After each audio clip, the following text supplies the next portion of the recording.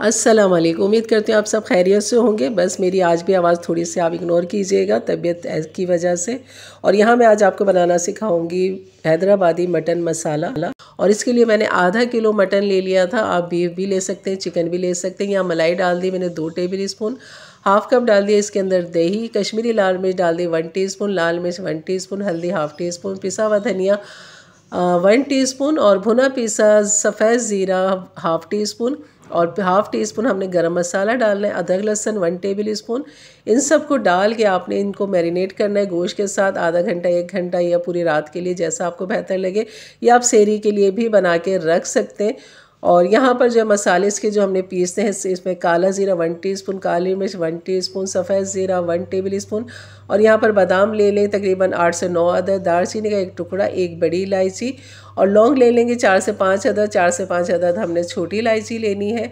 और ये है सौंफ 1 टेबल स्पून और नारियल है बीच में जो रखा हुआ है, ये नारियल है, ये भी हमने 2 टेबल स्पून लेने। इन सब मसालों को हमने एक कॉफ़ी ग्राइंडर में डालना है और इन मसालों को हमने पीस लेना है।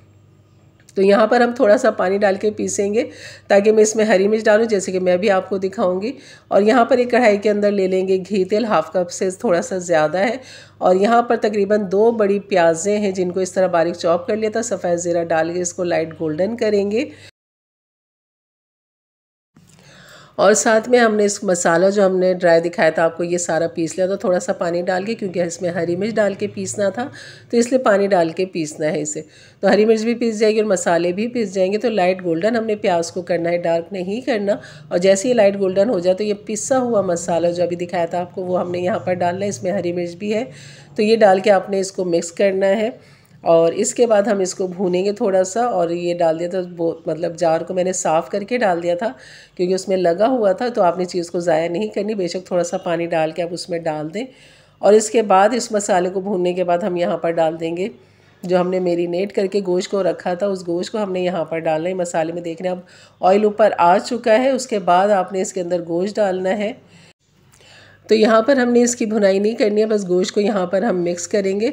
और यहाँ पर हमने इसमें इतना पानी डाल देना है ताकि गोश्त उसमें गल जाए। तो इसमें ये मसाला भी भुन जाएगा, खूब अच्छा सा पक भी जाएगा और गोश्त भी गल जाएगा। इसकी ग्रेवी आप चाहे थिक रख लें, चाहे तो आप इसकी ग्रेवी थिन रख लें। लेकिन ये मसाला हैदराबादी मसाला मटन है तो आपने मसाले से मतलब ये कि थोड़ा सा ये थिक कौरमे की तरह होता है, लेकिन मैं यहाँ पे थोड़ा सा थिन रखूँगी और इसको गलने तक के लिए हमने पकाना है। और यहाँ पर मैं चेक करूँगी गोश्त गला है या नहीं। तो यहाँ तकरीबन मैंने 20 मिनट के बाद यहाँ पर मैं गोश्त को चेक करती हूँ कितनी इसमें गलावट हुई है, उस हिसाब से मज़ीद हमने फिर इसको पकाना है। और अभी भी शोरबा अच्छा मौजूद है, लेकिन ये अभी गला नहीं है, गल गया लेकिन इतना नहीं गला जितना हमें चाहिए। तो अभी थोड़ा सा ये हार्ड है तो मज़ीद मैं इसको पकाऊंगी। और ये हमारा मटन हैदराबादी मटन मसाला बस ये तैयार है। और गार्निश के लिए इसमें हरा धनिया, हरी मिर्च किसी की भी ज़रूरत नहीं है। ये अपने ही मसाले में बहुत लाजवाब और मज़ेदार है। यकीन करें ज़रूर बनाइए, चिकन के साथ बनाइए, बीफ के साथ बनाइए, बहुत लजीज बनता है। रेसिपी अच्छी लगी तो लाइक कर दीजिएगा। मेरे चैनल पे नए हैं तो ज़रूर सब्सक्राइब कर दें, बेल के बटन को क्लिक कर दें, ऑल के बटन को प्रेस कर दें ताकि मेरी वीडियो की नोटिफिकेशन आपको मिलती रहे। और इसी तरह की मज़ेदार रेसिपी में सहरी के हवाले से भी इंशाल्लाह मैं आपको बनाना सिखाऊंगी। तो मिलते हैं फिर एक अच्छी नई रेसिपी, तब तक के लिए अल्लाह हाफ़िज़।